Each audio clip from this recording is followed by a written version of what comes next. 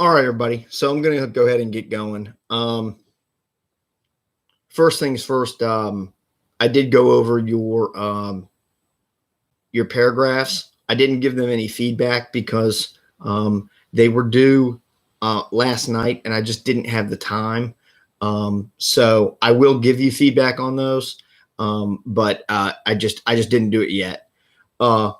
The other thing that I want to make sure I stress also is I got an email from somebody in class who I don't know, maybe if they weren't in the lecture last time I gave it, or if maybe they just weren't following instructions, but they asked me to put up another Dropbox because the old Dropbox didn't work for them to upload an assignment. And I actually had uploaded a new Dropbox. The point I'm making is this. I'm not throwing stones at you. You have to remember something that's completely different now that we're doing everything virtual. Whereas when we were in the classroom, I was probably posting like maybe tops, and I'm going across all my classes here. Maybe tops I was posting, 3 or 4 things a week online. Now everything I'm posting online. So there are days where I'm posting more stuff online than I used to in a week. So there may be times where I don't automatically recall whether or not I made a Dropbox or I've posted an assignment in the right place or whatever. So all I'm asking is, one, first do your due diligence and see if the Dropboxes are there. Because again, if I don't get your email and beyond like 6 o'clock at night, this is another way my schedule is different now, because for the most part, I'm working from about the time I get up till probably about the time I eat dinner, which is probably, between 5:30 and 6 o'clock. After 6 o'clock, I'm just wiped. I don't do a whole lot after 6 o'clock anymore. Whereas when I was teaching you guys on ground, I did a lot of my work late at night. I'm not doing so much of that anymore. It's changed my schedule a lot. So what I'm getting at is, if you send me emails at night, there's a good chance I'm not going to get back to you right away. Whereas it used to be that I would. And that's not me ignoring you or anything like that. It's just my schedule's changed. It's hard to, maybe some of you all are feeling this too. It's hard to kind of sit around, even when you're doing work, all day in your house and not get kind of lethargic. I mean, you need to be able to go out and do things. And as you see in my message over here, I went out and did yard work this weekend and about broke my body in half because I haven't been able to go exercise. I haven't been able to really do anything. So my point is please don't think I'm ignoring you. If you send me an email and it takes me a little longer to get back to you, I'm not. But please do your best to help me out and look at things that are actually, posted and stuff. Because again, like, I'm teaching 5 classes, and one of those classes is not even my class. So I don't know any of the students. I've never seen them. I wouldn't know them if I saw them. And I don't know what the other teacher did before I started teaching the class. So a lot of times I'm getting questions that I can't really answer. And so I'm having to dedicate a lot of time to that class because I want everyone in that class to pass, but at the same time, not knowing what this other person did, who is, for all intents and purposes, they're gone now. I can't contact this person and say, what did you do with these people? And moreover, he didn't keep anything digital. So pardon me. I don't have any digital records of what he did. So in other words, I came in there completely blind. So what I'm getting at here is I'm not trying to make excuses for things. I'm trying to explain to you guys why, if maybe my response times are a little different or things like that, that's why. It's just, I'm just bogged down. Okay. So, and I'm sorry, I sound like crap. It's the pollen. I'm hoarse. I do have some allergies. So what I want to do today is I want to jump into, I found what happened with this assignment was not everybody turned one in. That's going to happen. But what I noticed was distinctly people either pretty much did what I asked or they almost did exactly the same thing they did last time around. The point of what I wanted you to do today was to go back through and really do your best to take those paragraphs, make them into a paper. And again, like I told you last class, if you could work some transitions in there, great, because it's good practice. But I was more interested in just seeing you try to make a cohesive paper out of paragraphs that weren't ones that you wrote yourself. Because when you start writing a research paper, what you have to remember is a lot of the stuff you're incorporating, it's not your own material. You're going to have to incorporate stuff from outside sources. That's another thing we're going to get into today.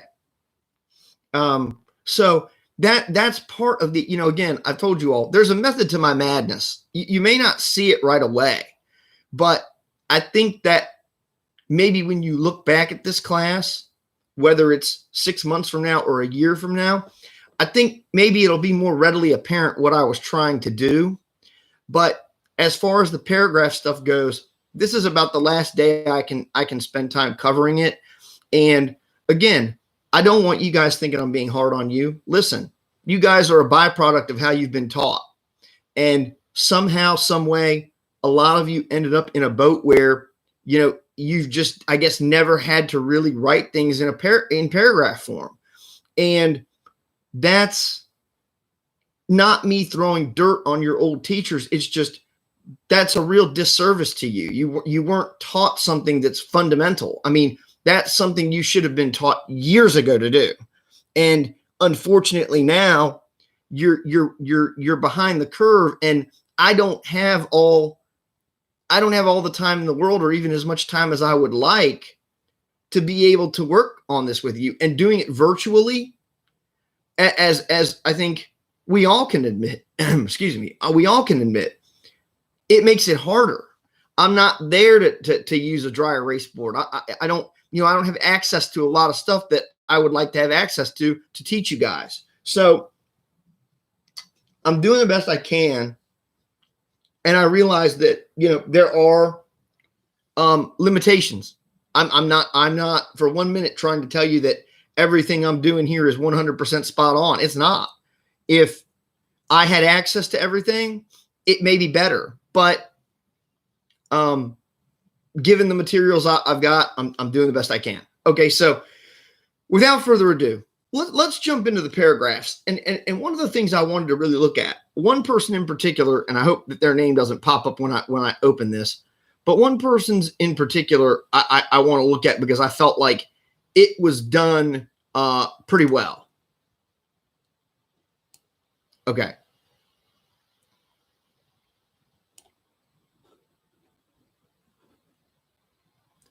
Now, again, I'm looking at this along with you. So, I'm going to go ahead and I'm going to read this whole thing if my voice will let me get through it. Okay. And I even like the title, Pyramid Paragraph Building, because I think that's kind of what you were doing here. Okay. When it comes to the simple word cold, people tend to associate it with the weather and how it affects them. The topics mentioned by my class were sickness, shivering, coronavirus, and snow. These topics are all in the same ballpark and they build off one another. I hate the cold in general, and being outside during low temperatures is terrible for me. Cold temperatures tend to bring all kinds of gross germs and disease. One of my biggest pet peeves is being outside when it is extremely cold, because that's typically when I get sick. Also, when the weather gets cold, that's when flu season comes around and everyone starts spreading germs. People tend to get careless, not washing their hands, coughing and sneezing in the air, and not going to the doctor. Once a lot of people get sick, it gets hard to stop the sickness, and we get results like the current pandemic, the coronavirus. As a kid, I got sick often, and I used to catch a lot of colds. My symptoms were runny nose, red eyes, and a sore throat. Currently, we're all experiencing a global shutdown for the coronavirus. Currently, we are in the midst of a global pandemic, which is like a super cold, and that is probably another reason I was so quick to associate the word cold with sickness, because it is all over the news and our lives are being impacted so tremendously by it. The virus is constantly evolving, and experts are doing everything they can to find a solution and the best medicine to fight it. My body also reacts differently to the cold, and I tend to shiver more than others. I can't imagine how my body would react to this modern day cold. People around me ask if I am anemic due to how much shivering I do when it's not that cold to them. In the springtime, when it's that in between chilly and warm, I still shiver because of my low tolerance for a cold environment. Being cold and having shivers tends to be very common for me, which is why I am easily susceptible to the common cold. The coronavirus might just take me out. On another note, I also think of ice. I say this because ice is very cold. Another reason why is because Antarctica is cold and has a lot of ice. And the third reason why I chose the word ice is because we keep ice in the freezer and the freezer is cold. Okay. So let's do this. No, that's not what we want. Okay.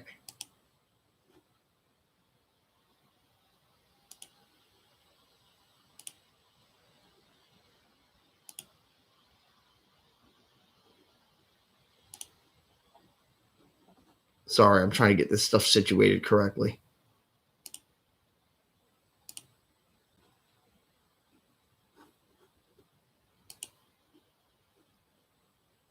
If I can here.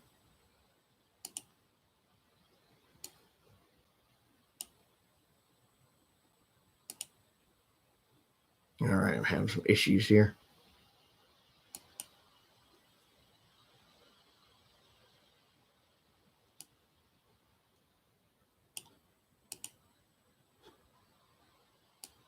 Okay, I see why that's happening. All right, let's try this real quick and see if this is any different.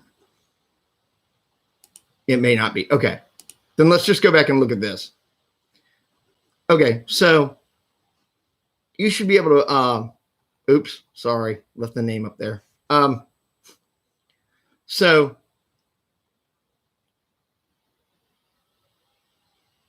let's go back and thinking about that paragraph, what do you think was strong about, like I said, CJ, sorry, you already got outed as having been the one whose paragraph I looked at. What's strong about this paragraph?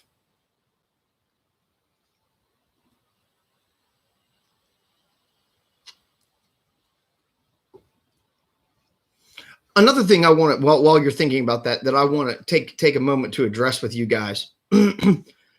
Most of you guys writing, I've said this already, is actually not bad. It really, a lot of times when I teach a freshman comp class, the writing is really more of an issue than you guys writing.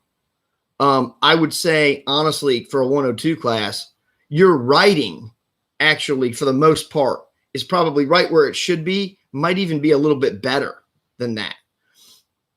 But the problem we're having is, again, like I've been trying to stress to you guys, it's not your ability to express something. It's your ability to express it in a way that is streamlined, sensible, and structured. And these things are all really important when you are expressing particularly what you're going to be doing in the next assignment, which is like a research paper, because you're not, again, I know I'm sound like I'm repeating myself, but you're not going to be able to just write things in one lump thing. It's just not going to work. Okay. So let's get back to this. What's strong about this paragraph? And you guys are going to have to help me out some because, like I said, I'm hoarse.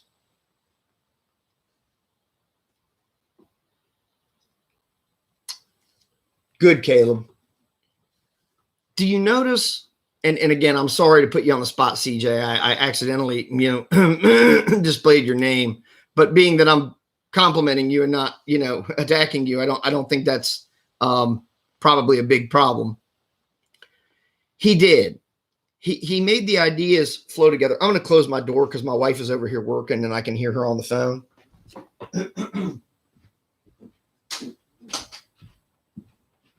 Okay.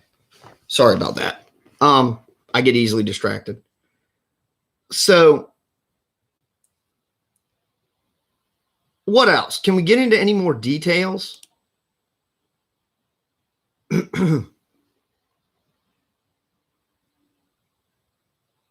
And here's another thought. CJ, when you were writing this, what did you try to do differently? Maybe that will help. Because I know at the end of last session, somebody's comment was, this is a good exercise because it's showing us what our peers are doing that maybe we shouldn't be doing.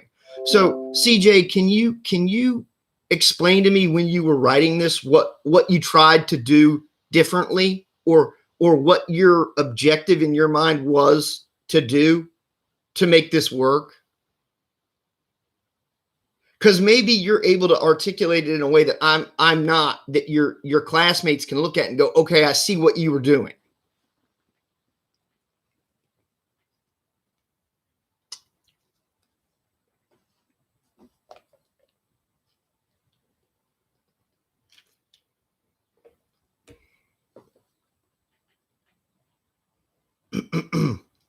Sorry, guys. I just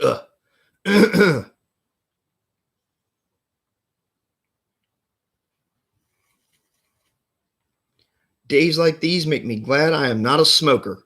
You guys shouldn't smoke either.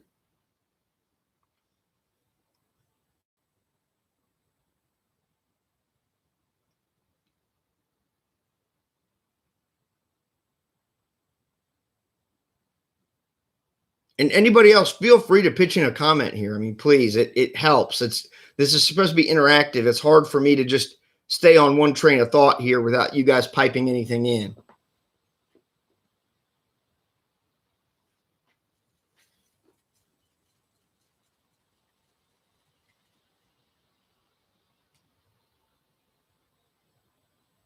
Okay, CJ, now that you've written that, let me ask you this. Do you notice a difference between what you wrote originally and what we're looking at now? And if you notice a difference, what is it?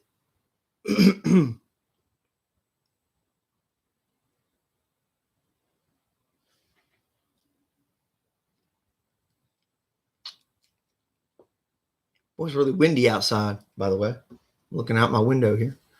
It's probably why I sound like somebody that's swallowed a weed eater.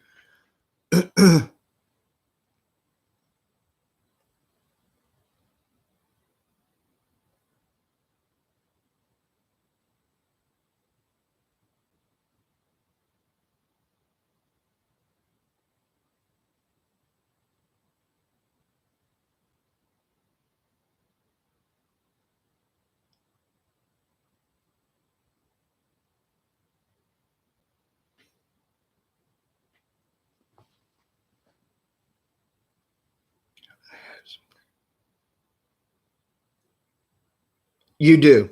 Okay. CJ, here's one of the things that I think is key. And everybody in here, I hope that you're able to see this stuff. This post that I highlighted here.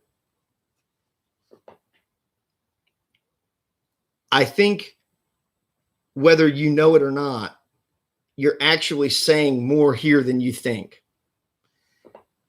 The thing about writing is it's constantly evolving. It's a constant work in progress. That's how you should look at your writing.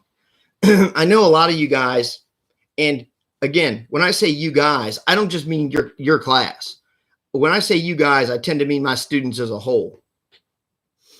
What I find is that a lot of times my students, they write something once and they turn it in and they don't really do anything to it. They just write something and they submit it. And the thing you have to remember about writing is, not very many people, yours truly included, who's been doing this for as long as you guys have been alive. I don't just, in this case, touch my hands to the keyboard, but the old phrase would be, I don't just put pen to paper, write something, and it becomes golden. Not that anything I ever write becomes golden, because I don't think it does. I told you guys in class, and some of you seem surprised by it, the book that I have that's getting published, honestly, I'm not entirely happy with it. I wish it had come out better. But again, you kind of also, as a writer, you have to be self-aware. And I think most of us reach a point where we kind of say to ourselves, there's just not much more I can do with this here. Like I can't really add anything to it. I can't take stuff out of it without it being, gappy or weird. So this is what I can do to it. And this is where I'm going to have to kind of conclude. And CJ, what you said here, the reason I think this actually says more than people might be interpreting it as, what you basically tell us is this is the process of writing, guys. Honestly, that's the same one I had in the beginning, but I was basically taking everything from those posts and making them sound like my own. I wanted to make sure it made sense and came together. CJ's basically telling you this. He went through the process of drafting. That's what writing is. That's what writing is, guys. You write something and then you go back and you work through it and you work through it and you make it as good as you can make it, and then you end it. And CJ, I think that's what you did here. I thought when I read this that it was vastly improved on what you had written before. If we go back and look at it, okay.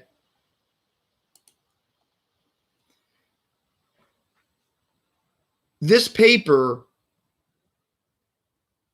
definitely has a focus. Anybody aside from CJ, tell me what the focus is. And I'll go ahead and bring the paper back up.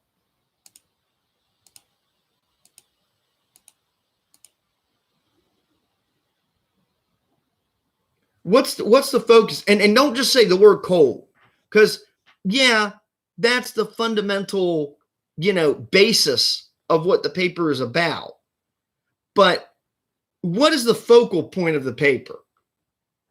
Because you have to remember especially like when you write a research paper, it's going to start off with an opinion, a thesis, or an idea.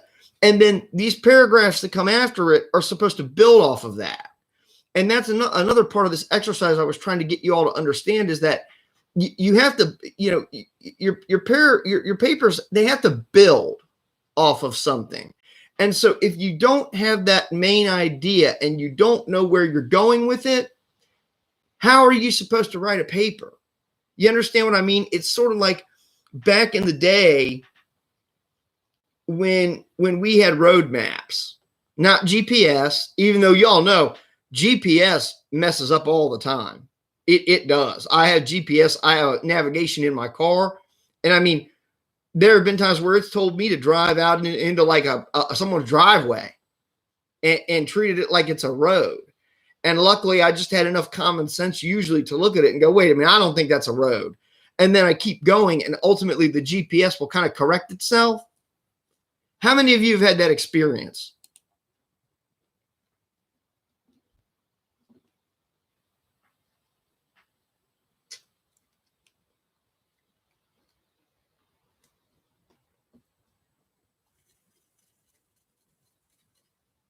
Okay. Jayla's had it. Think anybody that's used GPS has had that experience. Well, here's where I'm going by making that point. If you don't know where you're going, how are you supposed to get there?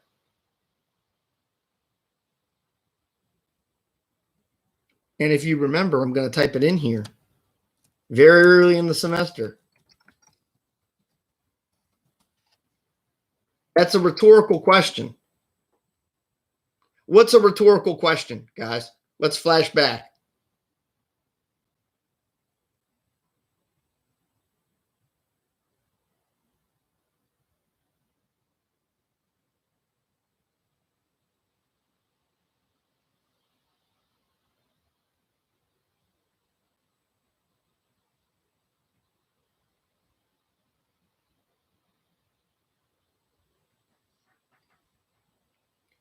Good, Caleb.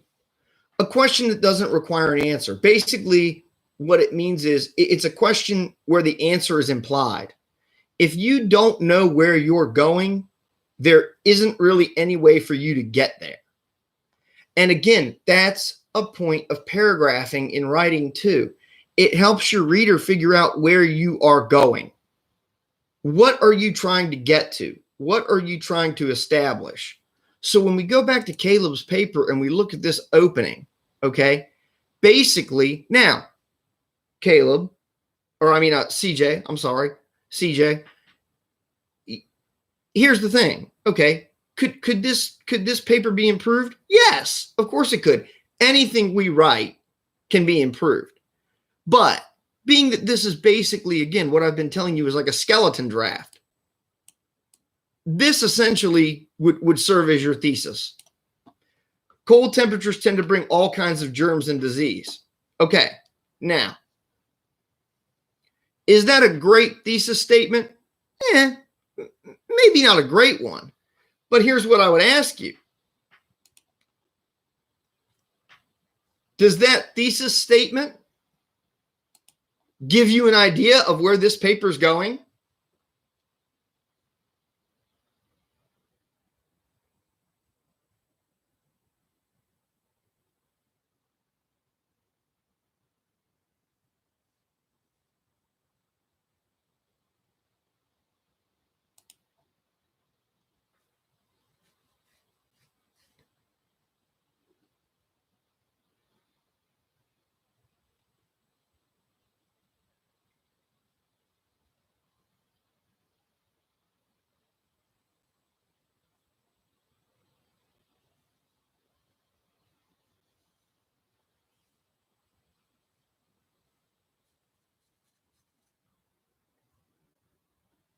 And again, CJ, as the author of the paper, what do you think about it?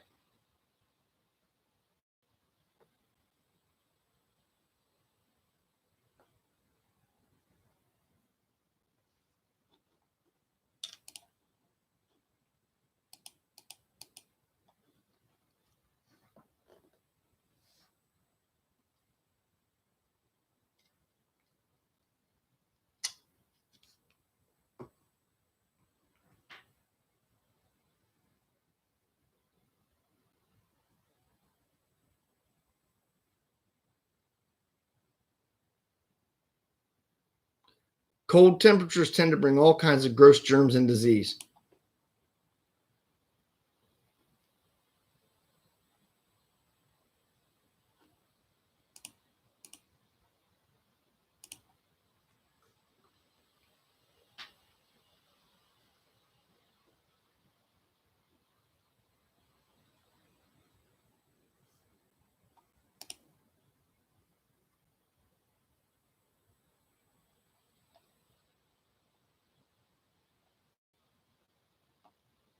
And again, CJ, here's where you can help us. You've already talked a little bit about the paper up here. When you were writing this,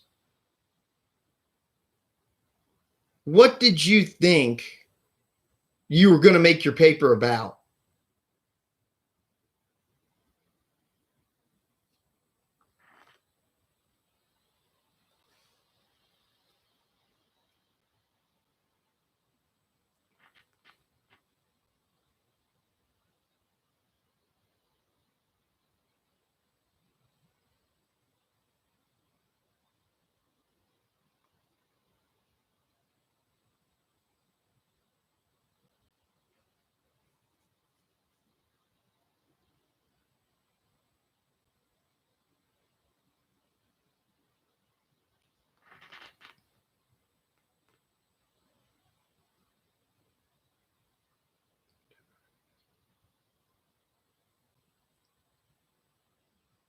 Okay. I understand, CJ. That makes sense. Okay. So here's the thing, too. Again, it's not to say that this paper was given to you guys, this assignment was given to you guys with the intent of you having a thesis.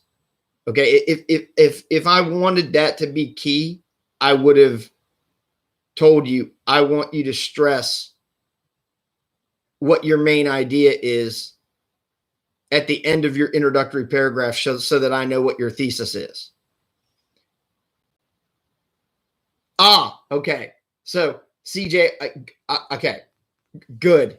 Your comments are really helping me. Thank you. He says, I was going to choose pizza, but everyone's comments and memories were all over the place. So it would have been hard to put together a paper that made sense. Okay. Now I think we're getting somewhere. Okay. Unless you are writing a work of fiction,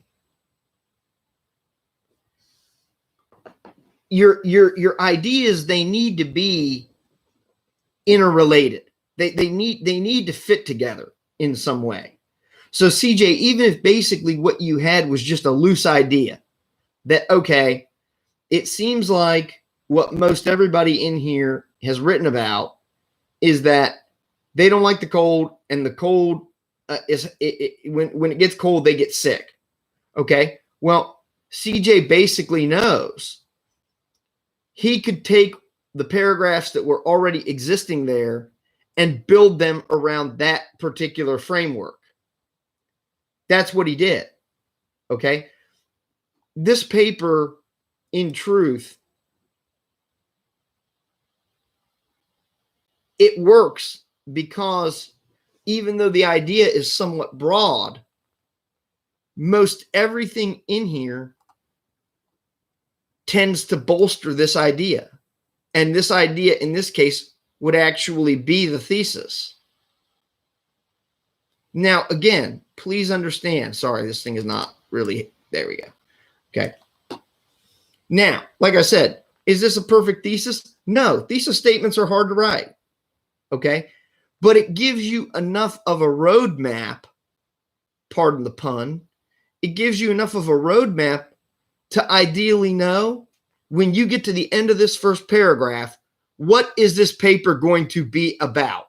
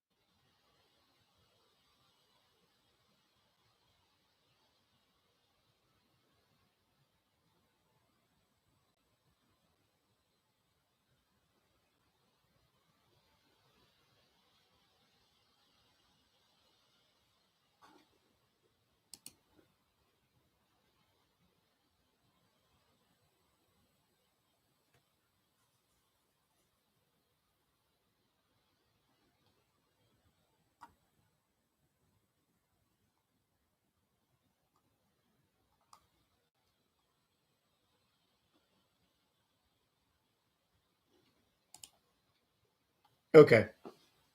So I'm just going to go ahead and move on then. I'm going to go to the end. Okay. How the cold creates sicknesses. Yeah.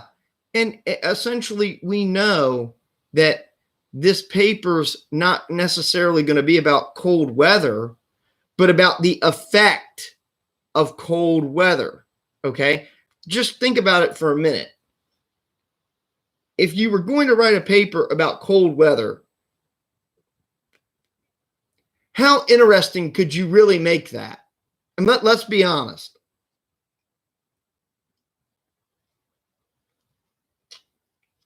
I mean, what can you really say about just cold weather?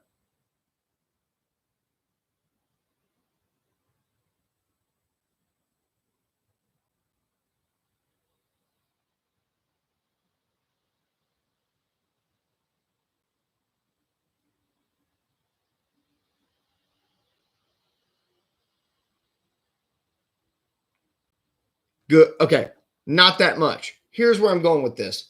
And then I'm going to look at the end of CJ's paper and then we're going to move on. Okay. Because like I said, I'm not getting a whole lot of feedback and I don't know what more I can do.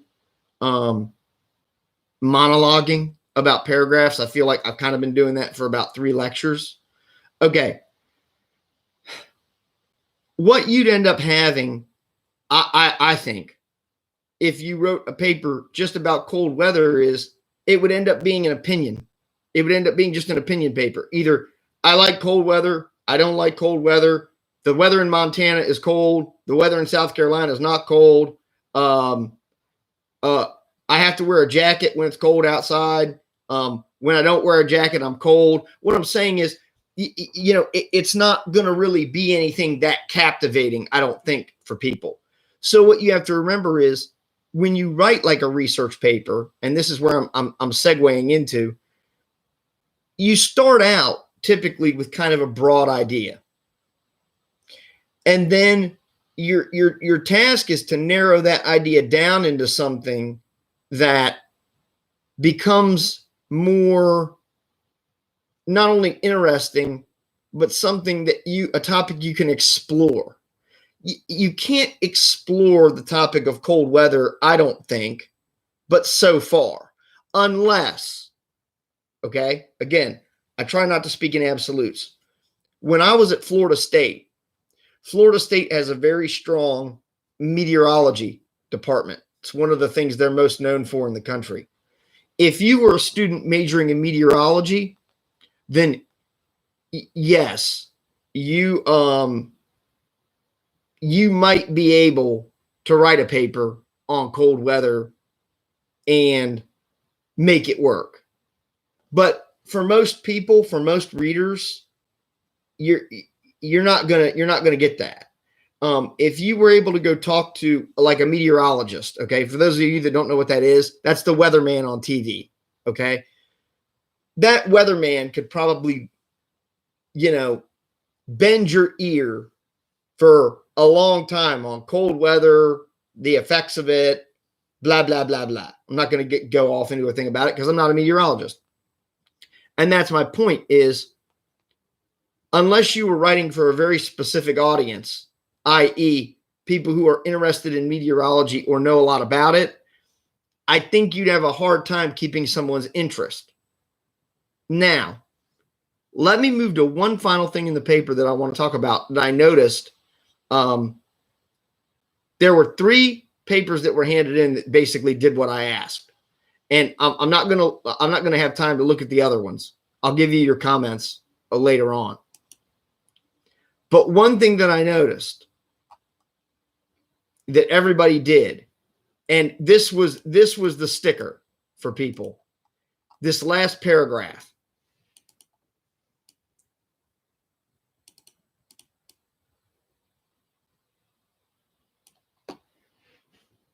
You guys now, I read it out loud. You've had access to it. You can look at it and read it. Okay. What's the issue with this last paragraph?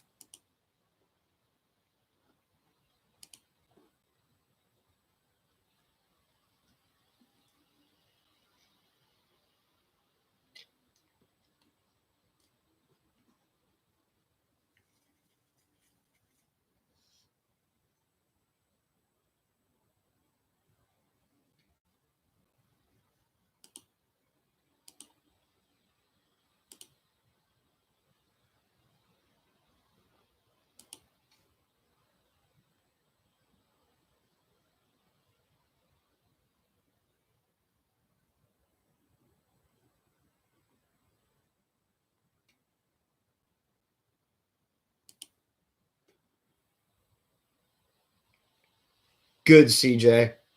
Good. I want to tell you I appreciate you piping in answers because one, you're the one who wrote this, so we get some insight. But two, here's the thing that I also wanted you to see from this exercise. Okay. The reason this paragraph is definitely not a good conclusion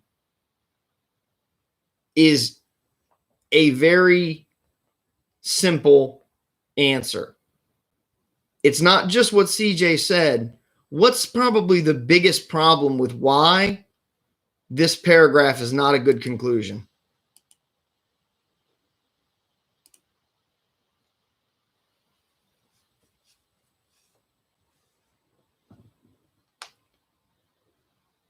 Think about what 90% of what I've been talking about so far has been about. Think about the thesis, think about what the thesis is supposed to do, and then think about what the paper is supposed to do, and then look at that paragraph.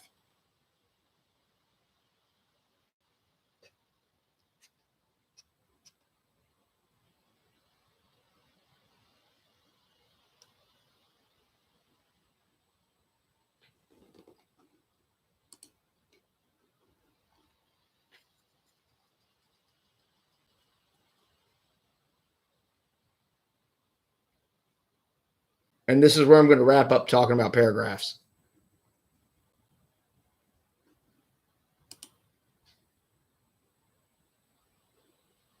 CJ, good. It doesn't fit the paper. And again, here's the thing, CJ, that's not your fault. What you were doing was what I asked. You were taking the paragraphs you were given and you were making them into a paper. So here was one of the reasons why I had you looking at your peers' paragraphs in order to turn them into a paper, as opposed to me just telling you, okay, write your own paper about this. Here's the thing. Somebody in their paper, and I don't remember who it was, wrote a paragraph about Antarctica. And so to follow along with the assignment, CJ went ahead and he included that paragraph. Here's what you're going to find, particularly when you write research papers. You're going to come across a lot of information, and a lot of it is stuff that you just can't use. You shouldn't feel like you just need to plug something in because you have access to it. Okay? What I mean by that is this paper, if CJ were writing it and it was all his own thoughts, I'm just going to give you a really quick sort of summary of why this paragraph doesn't work. And as a reader, what could have cued you into the fact that it doesn't work? Yes, CJ. And I understand. Again, please don't think I'm attacking you. You did exactly what I asked you to do. You did exactly what I asked.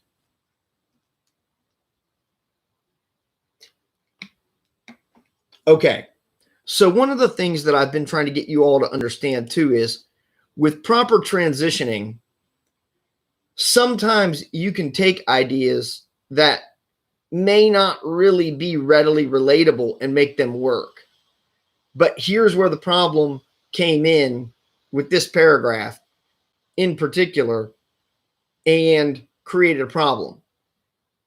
It's not just that this doesn't really fit the idea of these other prior paragraphs. The way that you incorporated it into the paper is also problematic. Now, could you have fit this somewhere in the paper and made it work? Yes, you probably could have. Okay.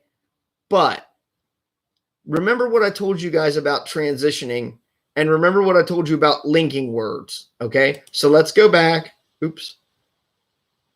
Let's go back and figure out and see if you remember, what are linking words?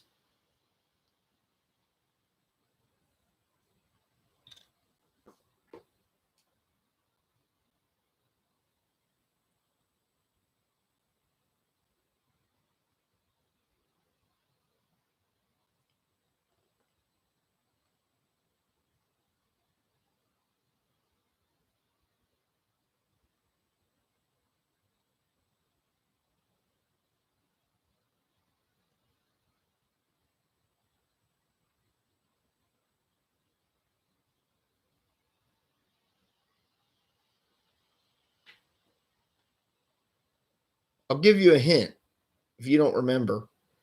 Later on today, even though I don't want to, I have to go get a prescription. And while I'm out, since I'm not really supposed to be out, none of us really are kind of, I guess, supposed to be, I'm going to have to go get some other things because I don't want to have to go out any more than I need to. So that means in order for me to remember all the things I need to go get, what am I probably going to have with me?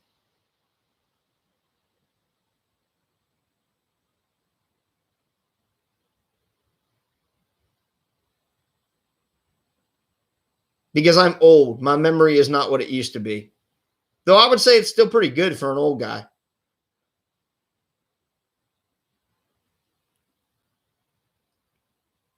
Yes, CJ, thank you.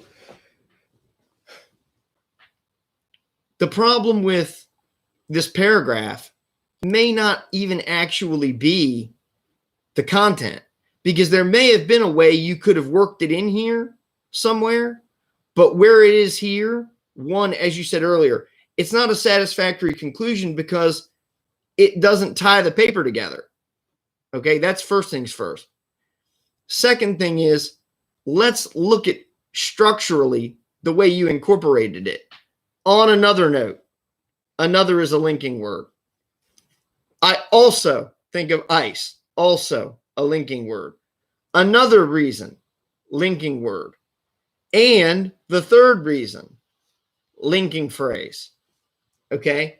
Where I'm going with this is essentially your last paragraph is a list. It doesn't really give much reason about anything with Antarctica. It doesn't, it's almost like what you've done here is you've done in this paragraph what I've tried to get you all with this exercise to learn not to do, which is jamming a bunch of, disparate is the word I use, a bunch of different ideas into one place to where ultimately this paragraph, and again, CJ, please do not think I'm attacking you. I'm trying to make a point here that you guys can learn from. This paragraph doesn't say anything. It doesn't contribute anything to the paper. And it's a list because if you look at how many different things you're talking about. I think of ice. Ice is cold. Another reason is because Antarctica is cold. And a third reason I chose the word is because we keep ice in the freezer and the freezer is cold. So you went from talking about sicknesses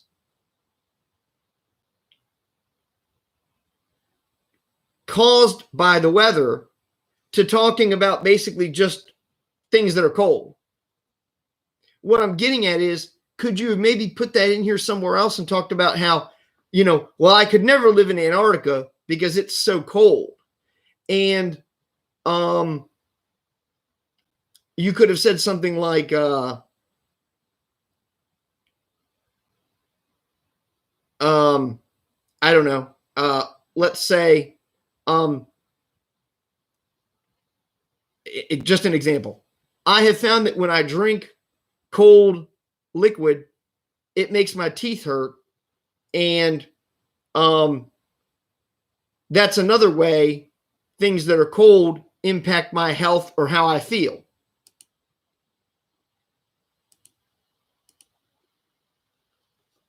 So where I'm going with this is what I was trying to get you guys to understand last class with the example about Taya's dog. It's not always content that creates a problem. It's the way the content ends up being incorporated in a paper. You probably, if I told you for this assignment, you absolutely have to include the paragraph about Antarctica or else you do not get an A on this. You would need to go back through and figure out, okay, how can I put that paragraph in here and make it fit? And the problem is, CJ, and again, not picking on you, you included this in here because I asked you to. And again, You did perfectly. You did the assignment. But let's also be honest. This paragraph is what we would call non sequitur. It doesn't fit. It doesn't fit the paper. It doesn't logically follow these things. And being that it comes at the end, it really isn't appropriate here. So here's what I would ask you to think about. And of course, I can't, yours is in a PDF file, so I can't delete it. But think about if we were to just take that paragraph about Antarctica out and read the paragraph that came before it. People around me ask if I am anemic due to how much shivering I do when it's not that cold to them. In the springtime, when it's that in-between chilly and warm, I still shiver because of my low tolerance for a cold environment. Being cold and having shivers tends to be very common for me, which is why I'm easily susceptible to the common cold. The coronavirus might just take me out. Okay, so let me ask you this. Wouldn't that be a better conclusion to this paper?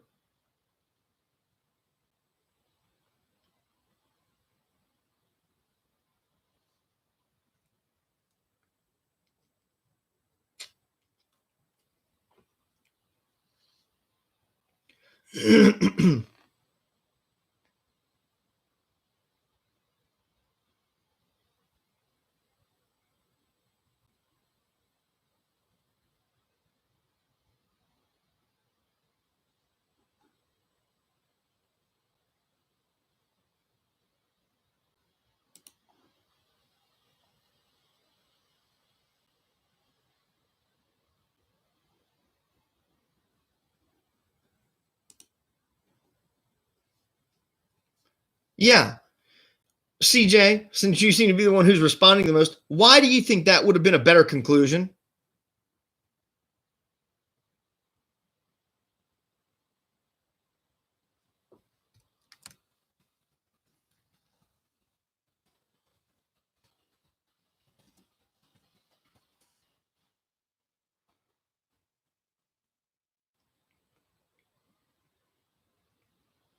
I don't take credit for other people's ideas, Jayla. That was all you.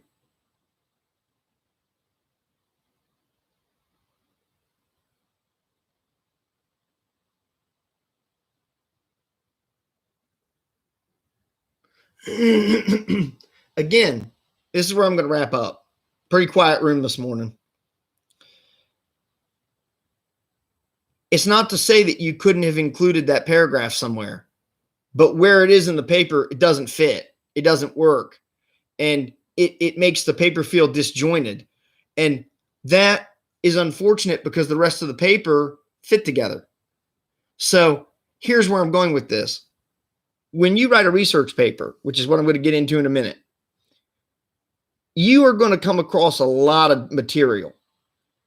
And as the writer, it's your job to determine what material you include in the paper and what material just simply doesn't fit there. Here's what I would say. CJ followed the assignment exactly as I asked him to. But let's be honest. Wouldn't this paper be better without that paragraph? Wouldn't it feel more complete? Because one thing you have to remember about a conclusion, I'm going to type this out. Have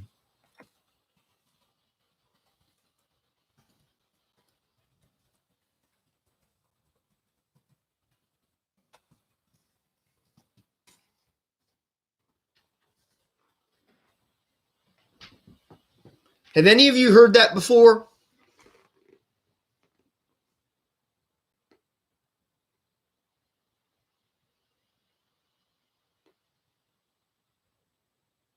Because I'm coming up on an hour and I'm going to stop after this.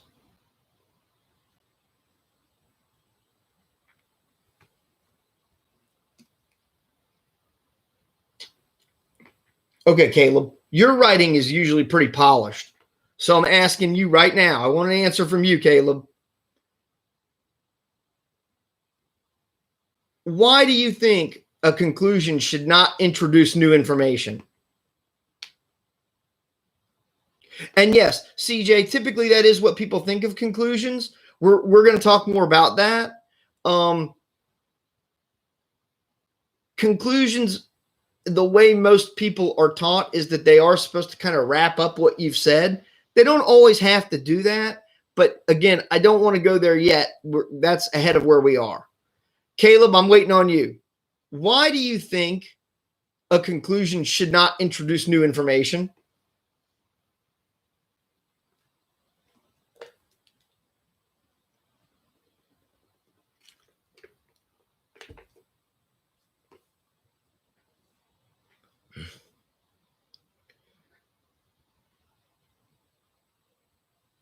Another thing some people have been taught is always end your paper with a quote. No. I mean, if writing had a formula that you could always abide by, then yeah, that would be fine. But ending your paper with a quote is not the be all end all of a conclusion. I mean, it's not, what I'm saying is some people have actually been taught that is the formal way you end a paper. No. It's not to say you can't, but you should not go around and think that there is one recipe you use to write a paper or in this case, a conclusion. Okay. Pretty good, Caleb. The answer is this. Okay. If I'm introducing a new idea in a conclusion, we know that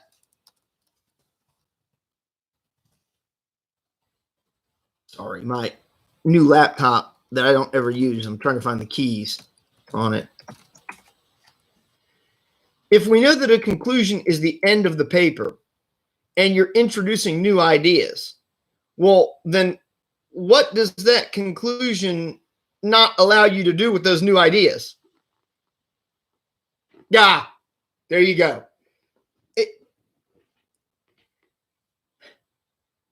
If you're going to bring up a new idea, then you have to be able to explain why you've introduced it and why it's relevant. And if that's supposed to be where you're closing your paper, then you have to start adding more to what you are supposed to be using as an ending to make it make sense. You understand where I'm going with that? Like, it's not to say CJ couldn't have left that paragraph there and then build off of it. But guess what? It wouldn't have been a conclusion then, now would it?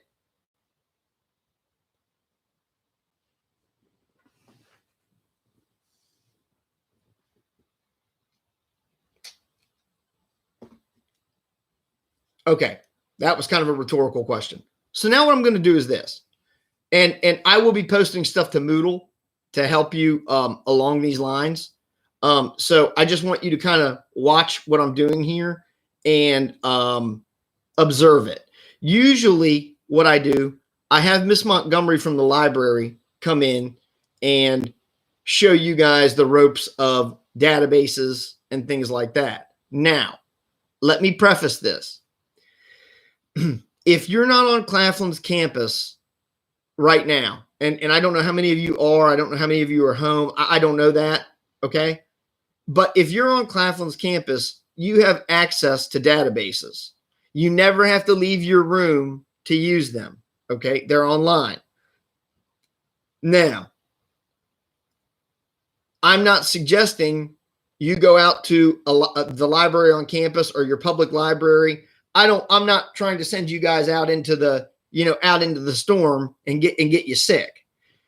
What I am saying is if you're on campus, and I actually think if you're off campus, you can probably access the databases too, but you would probably have to email Miss Montgomery.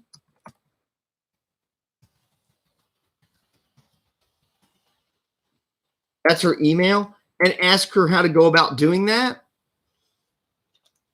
But here's what I want to show you guys. Okay. So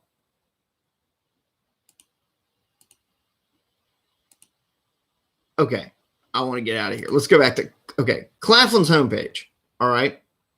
When you go here and you go up to the tools and resources tab, okay, what you're going to do is click on library. Okay. Now, down the right-hand side of the page, you're going to see all these different tabs for things. Online databases is what you want to click on, and I'll tell you why. We received an email a few weeks ago saying that interlibrary loan was discontinued. Okay, interlibrary loan being discontinued is for one simple reason. We now are learning that the coronavirus on surfaces, it can stay active for like 2 weeks or something like that. So they discontinued interlibrary loan because, let's say somebody was handling your book and they either had the coronavirus or they were sick, etc. Potentially you could get sick. So they've discontinued that. But online databases, you never actually have to leave your room to use these. Okay. So somebody in class, I'm going to come back to the live stream real quick.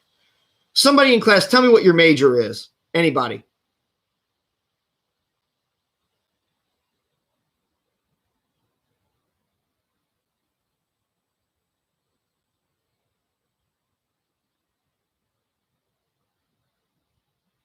Okay. Business administration. CJ, I'm going to ask you one more question. Is there anything specific that interests you about that major? Like, is there a concentration or an area that you are particularly interested in?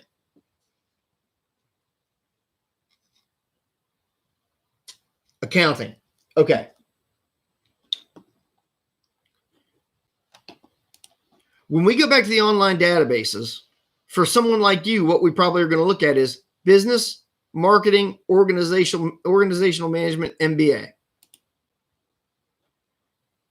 What you're going to see when that comes up is these are all databases that you can use that contain information about that topic. Now, I'm not telling you that you'd have to write on that. I'm just using this as an example. Okay. Now, let's just say we want to use the database, and you got to remember now, these aren't databases I use. I'm an English teacher, so I'm going off a hunch here. Business abstracts with full text. Let's click on it. Okay, I'm off campus. I don't know that this is going to work. Okay, let me try one more thing here.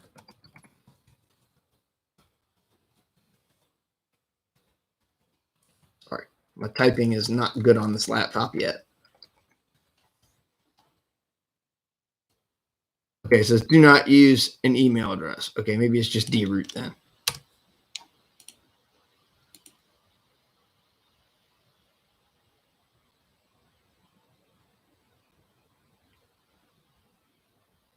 Okay, so there you go. So I'm off campus. So I just logged in. All I did was use my username and my password. Okay. Now, what we can do is let's just say we want to look at all the databases. Okay. Click on continue. Okay. Caleb, let's just say you want to look at accounting. Okay. Now, beware, that's a very broad topic.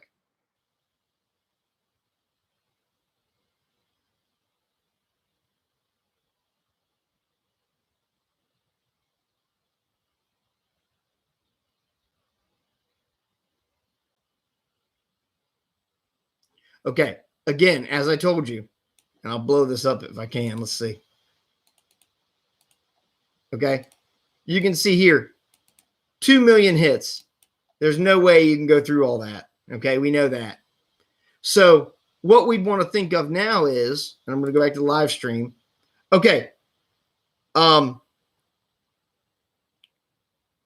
CJ, I'm going to stick with Nakia. Yours probably actually would have been easier to look up. But CJ, since we're already in the water now, is there anything particular about accounting that you would want to find out more about?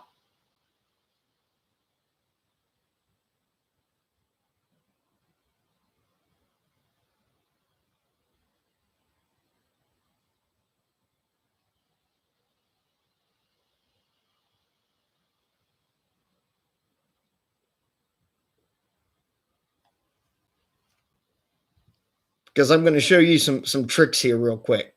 And like I said, I will post some stuff on Moodle and for next class, or next time we stream here, we'll discuss this stuff. Okay, job requirements. Nice. Okay, now, as you see here, accounting was your topic. What we used was a basic search. If you click on advanced search,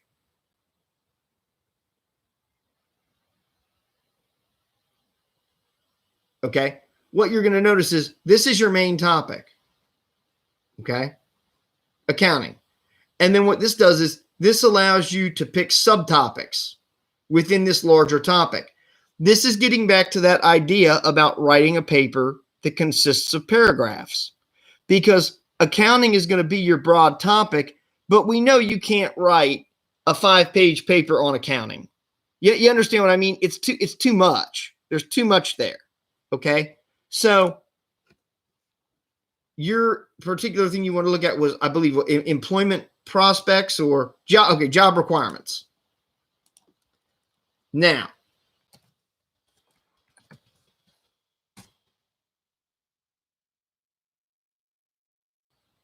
and again, you may find you don't get any hits. Okay, much more manageable if you notice. 2087. Now, and you look at this. I mean, this is almost a perfect article, at least it looks like, for what you wanted to look at. Now, if we click on this,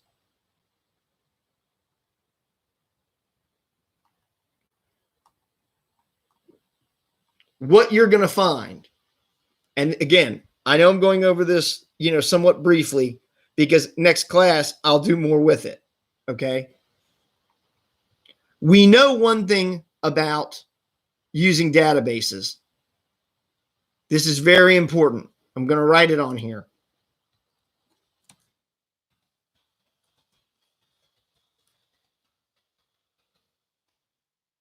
These are credible sources. These have had to be peer reviewed. If you don't know what peer reviewed means, what it means is that before this got published, people who are experts in the field had to read it, usually blindly. What that means is they don't know who wrote this. They don't know anything about it. All they know is that, hey, new laptops, damn stuff comes up.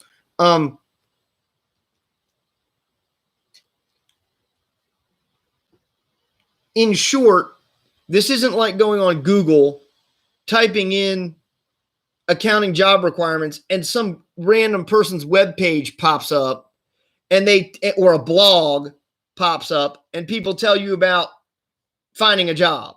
That's not credible. Okay. I mean, again, I'm not going to tell you absolutely you couldn't use those sources, but if you want stuff that's actually really legitimate, you go to places like this for a database. Now, one of the things that, and why I clicked on this particular database, is because if you remembered what it said basically like articles with abstracts. Okay. So for some of you, that may be a new term. Okay. An abstract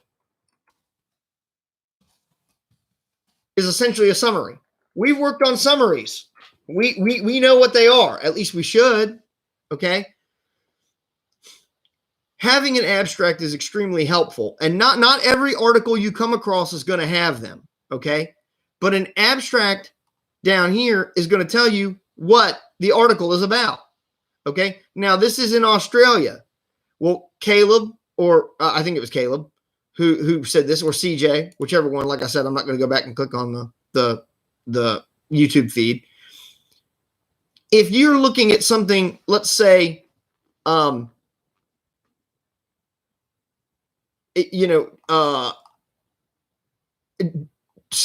requirements, but you wanted to look at it in America, this is not going to help you. Okay. That's why you look at abstracts, because this is in Australia. So what that means is, like, if you're going to be talking about, in America, what people expect from an accountant or what an accountant does, this article here is not going to help you any. Okay. Now, is that to say you can't find something in here that might help you? No, you could, but here's the problem. You're going to have to read through the article to do it. And if the association, you can pretty well bet that the focal point of it's going to be Australia. And unless you want to dig through an article that's about Australia in hopes that you find something that can help you talk about America, you're probably going to be doing more work than you need to. Okay. Now, one more thing before I wrap up. I'm not saying this is going to make a ton of difference either, but whenever you have a phrase that consists of more than one word, and some of you may already know this, you want to put it in quotes, because if you don't, any article that comes up that has job and or requirement in it is going to come up. Okay. The phrase job requirements is not going to come up unless you put those quotes in there. Okay. Now, it came up there, yes. But what I mean is, now when you put the quotes around these, you know for sure that's a phrase that you're going to come across. So let's see if by doing that, we minimize the number of hits.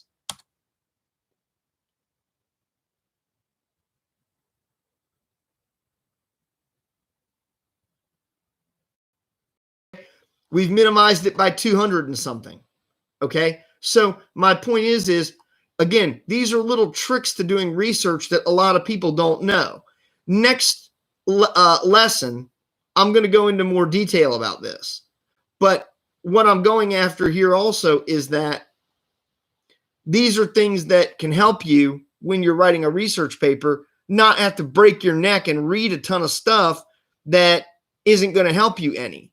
However, much like the paragraph exercise that I gave you, you're going to have different ideas about accounting and job requirements. But the question is, are you going to be able to marshal all your data together in a way that's effective by using paragraphs every time you introduce a new idea about accounting and or accounting/job requirements? That's why I had you do this exercise. This exercise is to prepare you for this. Again, writing is kind of like I'm trying to think of an analogy here. Writing is kind of like the skill of walking. Okay. You know, when you're a little baby, you don't just, one day get up out of your crib and start walking around. The first thing you do is you crawl. And then usually through a lot of trial and error, if you watch little kids, they walk and they fall on their little bottoms every time they first start walking because they don't know how to walk yet. It's like riding a bike. You're probably going to fall off a bike at least once when the training wheels come off. Okay. Well, once a baby learns how to walk, that baby, some of them little babies, if you watch them, man, they can really truck. I mean, they can really haul ass. Some of those little babies, once they get good, they can walk fast. Okay. Then when a kid gets a little bit older, they get to where they can jog. And then once they learn how to jog, then they can run. Well, that's sort of what I'm trying to get you all to learn through this process is you're going to start out crawling. And by the time this project is done, hopefully you're at least walking. But if you're still crawling, it's because your mind is still stuck in that idea of writing everything in one big blob. And again, you're not going to be able to articulate things in a meaningful way if that's what you're doing. Okay. Again, it's like a baby trying to walk before it ever learned to crawl. It's not going to look good. It's not going to be a successful thing. Okay. Well, same thing here. All right. These are just simple tips. CJ, good one. Onions have layers. Writing has layers that build off of each other. It's sort of like peeling an onion. You're right. You peel an onion and the different layers of skin come off of it. That's how writing is. That's what this whole exercise was supposed to get you guys to really understand. And if I have beaten to death and you absolutely are sick of it, I apologize for that. But what I'm hoping is that what this exercise really did was it beat an idea into your head that you have to write in paragraphs, because the failure to do so, in the words of Jayla, causes a lack of proper execution. You have to execute things correctly. Okay. I mean, that's what makes good writing. And that deals with organization. That deals with linking ideas together properly, not just making a list, but linking ideas together properly and making them meaningful to somebody. Because let's be honest, like CJ, this is not to knock you or Caleb's, chosen, discipline. I have like zero interest in accounting. Okay, zero. But that's not to say that you can't write a paper for me about accounting that makes sense, I can read, I can follow along with, and I can walk away learning something from. Again, it's not always the topic. And truthfully, it's not always the content. It's not always the content. Now, content is very important, but a lot of times it's the way it's all put together. And if I can't make sense of how you're moving from A to B to C to D, then you're failing in what you're trying to do. Okay? So that's where I'm going to wrap up for today. I am going to put some stuff on Moodle that is what we consider to be sort of preparatory work for a research paper. And one of the things I'm going to put up there is I want you all to come up with a list of 5 potential topics that you would think about writing a research paper on. Okay, they can be anything.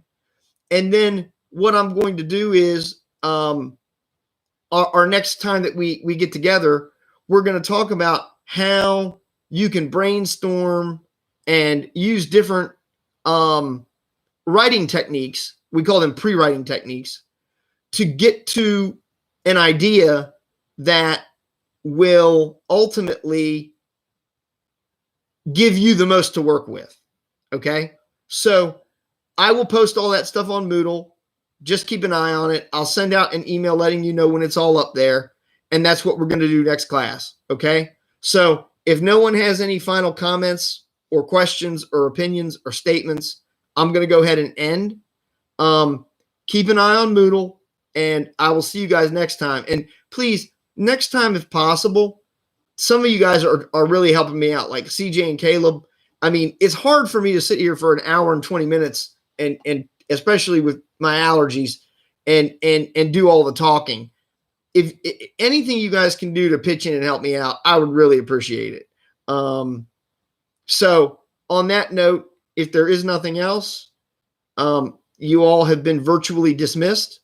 Be safe, be healthy, and just keep staying the course. Do not be frustrated if this is something you're struggling with. If you knew how to do this stuff, you wouldn't be in my class. Okay, as I've said before, I'm doing my best to help you all. I hope that I am. I hope that some of this is sinking in, and I just hope that by the end of the semester, you guys are able to write a serviceable paper that when you're in your own classes. And I don't expect you guys to care about English comp. I know you guys aren't English majors. I get it. But English comp is a class that's designed to give you what we call a transfer of skills. A transfer of skills just means you can take stuff I've taught you in here and you can use it in other classes. Okay. I think, and I don't know if she's in the room or not, but I think Taya is a perfect point of that. She tends to do a lot of bringing in sort of interdisciplinary stuff when we have conversations from her own classes and her own experiences. Those are things that,